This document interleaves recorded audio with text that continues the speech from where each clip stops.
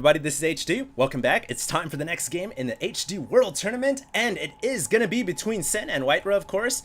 This is game number 2, and last game, if you guys haven't checked it out, make sure to check it. It was a serious amount of pressure being applied by Sen. Sen just said, you know, I'm not going to get into a macro game with you, WhiteRa. I am going to get into a tug of war kind of game with you on the ground between our two bases, and the tug of war was really kind of not really a tug, it was more like a push of war as he tried to creep slowly but surely to WhiteRa's natural expansion. He was using spine crawlers, he was using pooping overlords, he was using roaches and hydras and speedlings, and it was a really intense pressure game. And you know, even a player like WhiteRa, it is seriously difficult to deal with that kind of Zerg pressure. You just don't expect it. And really, one thing that still has me baffled as I'm casting this game is why did WhiteRa not build his gateway at his front door? You know, every Protoss player will build the cybernetics core here, the gateway here, or the cyber core here, and the gateway here, and then they'll block off the corners with a zealot. And if WhiteRa had done that in game number 1, he could have really prevented those first couple of Zerglings from running inside his main, and I'm sure would have made it easier for him to defend against the constant Zergling pressure that was always running into his main and did not only damage to his probe line, but it also allowed Sen to scout the fact that WhiteRa was going 3-gate expo. And really, it was all in scouting for Sen. Sen saw, okay, 3-gate expo? Alright then, I'm just gonna go for all-out uber aggressive all-in. I guess it wasn't really all-in, but basically all-out uber aggression. And he just sent waves and waves of Zerg units, constant creep spread, and it just wasn't something WhiteRa was expecting. So it was really brilliant play. In fact, I'm applauding Sen for that. And here we are in game 2, ladies and gentlemen. Loser does pick the next map, and WhiteRa has decided to play on Shakura's Plateau. And now, you guys might think this is a pretty favored map for Zerg versus Protoss. In recent games, I've actually found that to be kind of contradictory. Even though it's a really big map, Protoss players actually have a pretty sizable terrain favoring on this map as well, because you can actually expand and secure this natural quickly.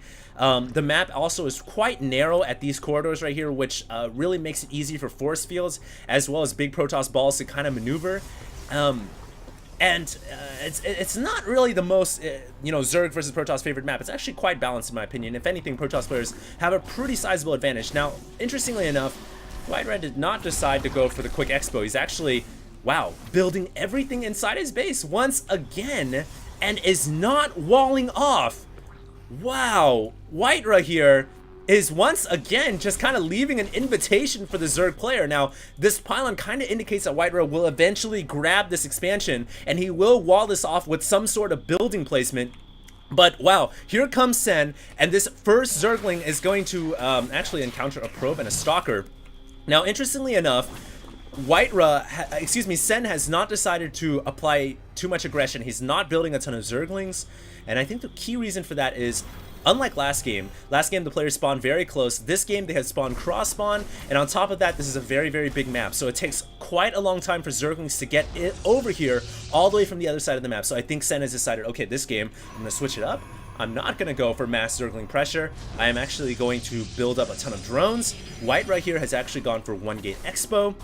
Sen, meanwhile, continuing the drone kind of cancellation and rebuilding on this extractor, really preventing WhiteRa from getting that second assimilator down, so he cannot accumulate that that gas that is necessary for the sentries. But I don't know. WhiteRa here is actually not going to really need the gas this early on, because he still only has 1 gateway, so he really cannot produce all that many sentries at this moment in the game. He's actually, you know, gone for this 1-gate expansion, which really means that he's gonna try to get an early economic lead in this game, and this is the map to really do it on. This map, Shakura's Plateau, quite favoring Protoss players who go for the early expo, because it's extremely easy, to say the least, to defend this ramp. This is a very difficult ramp to bust for the Zerg. And WhiteRa here really won't need that many sentries early on, so really denying that second gas doesn't hurt WhiteRa too bad. He already has 2 sentries here. He's got 2 warp gates. Nice little narrow choke point here, which will funnel the Zerg units if they decide to attack. And I think that Sen's option here is just going to macro. If the decision was on him, he's not going to try to apply pressure this time around. He's going to try to build up a ton of drones As you guys can see, he's already got 39 over 35, and I think he's even going to grab a third expo relatively soon here, ladies and gentlemen. That's really the key optimal strategy if you're going to play macro against Protoss. Just get a quick third. If your opponent, your Protoss, is getting 2 bases, you really want to have that extra expansion over the Protoss.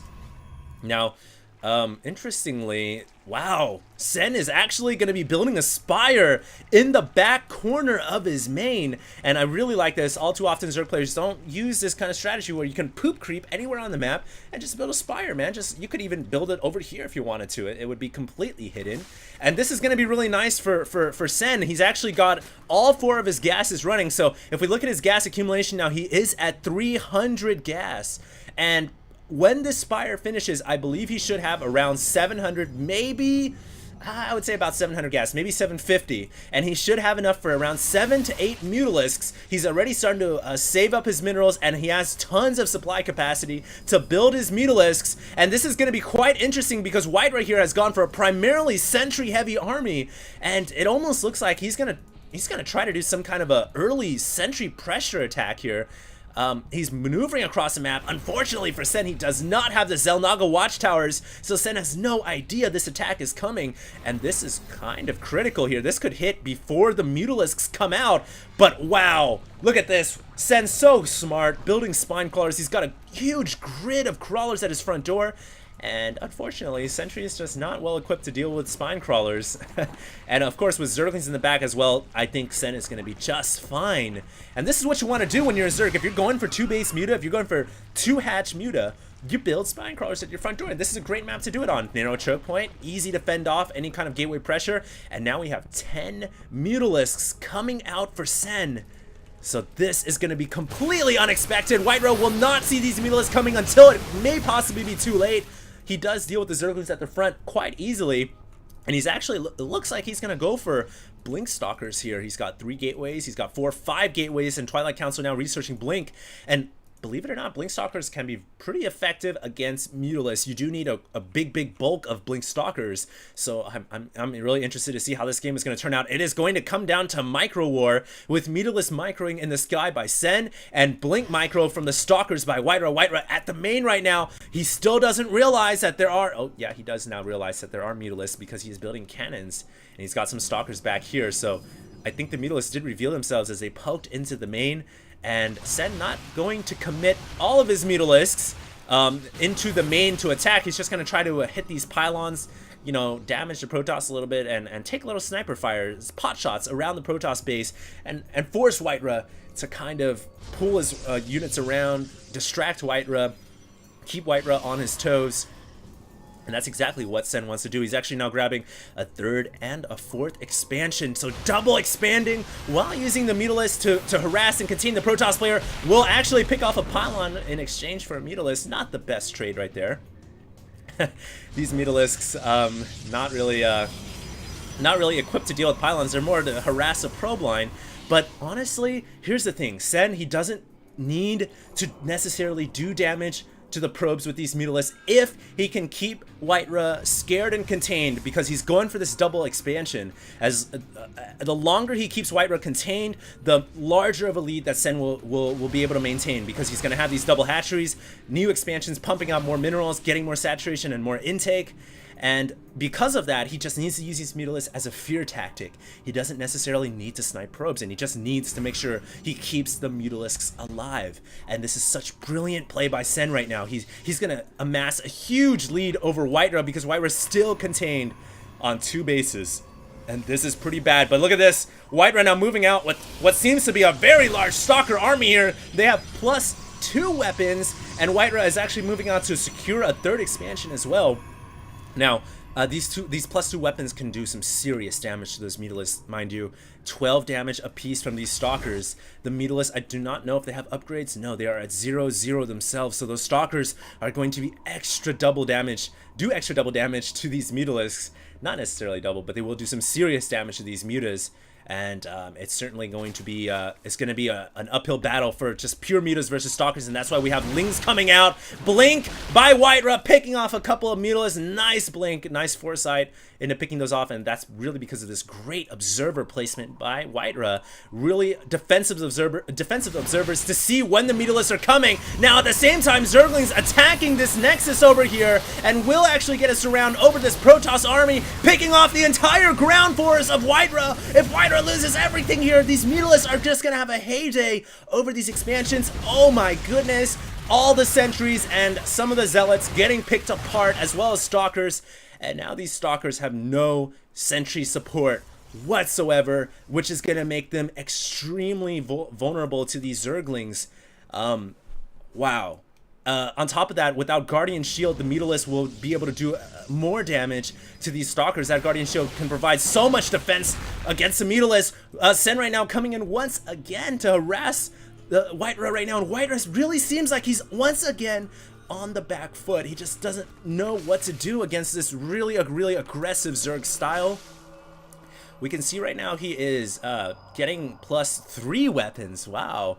That is going to be some serious upgrades to his Protoss arsenal, but it's still once again looking grim. We can see 144 supply to 170. Probes are actually being blocked by Stalkers here. Not a good situation. We have a little bit of inefficiency here. Someone needs to get an efficiency supervisor over this Protoss army, because these probes are not doing anything whatsoever, and Stalkers now blinking into the main. WhiteRa anticipating another Mutalist attack into his main, but you know, WhiteRa just cannot afford to play defensively right now.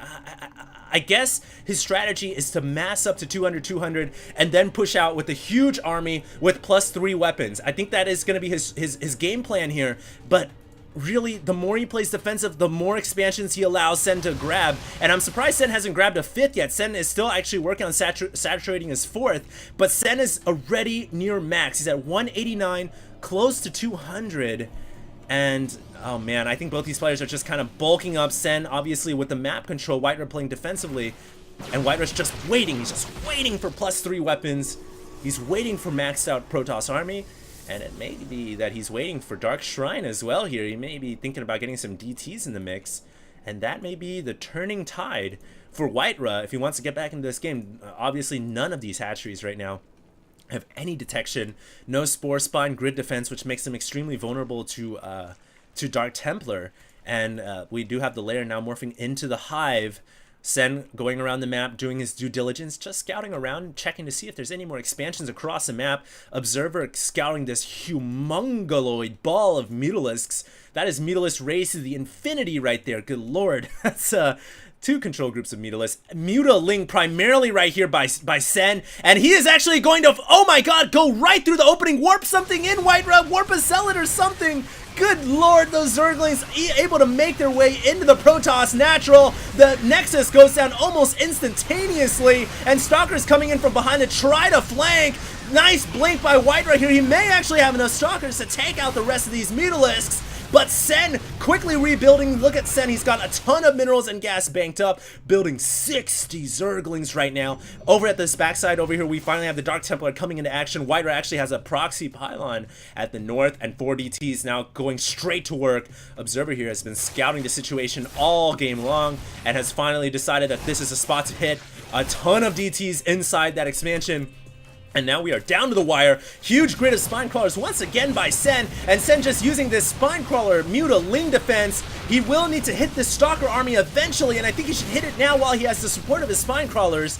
And he moves in. WhiteRa quickly blinking back. Uh-oh, that may be too many Mutalisks for WhiteRa to deal with. These Stalkers, they do have +3 weapons. That's just so many Mutas and Lings, and without any sentry support, these Stalkers are really bare bone covered.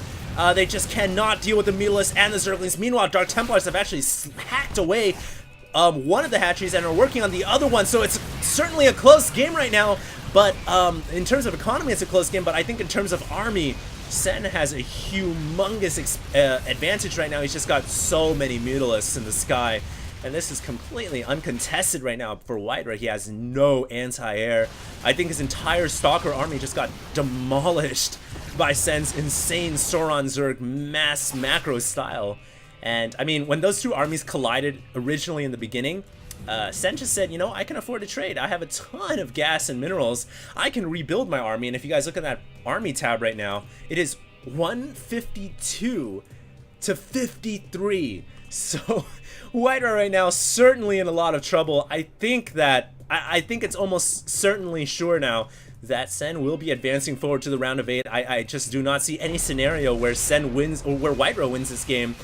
Not even a miracle would help him win. Not even the help of Archons, which, you know, this would have been really helpful before. Making a ton of High Templars and Archons would have been the perfect counter to Mutas and Lings. Psystorm would have ripped the Zerg army to shreds, but unfortunately that tech just came a little too late, and WhiteRa GG's out of the game.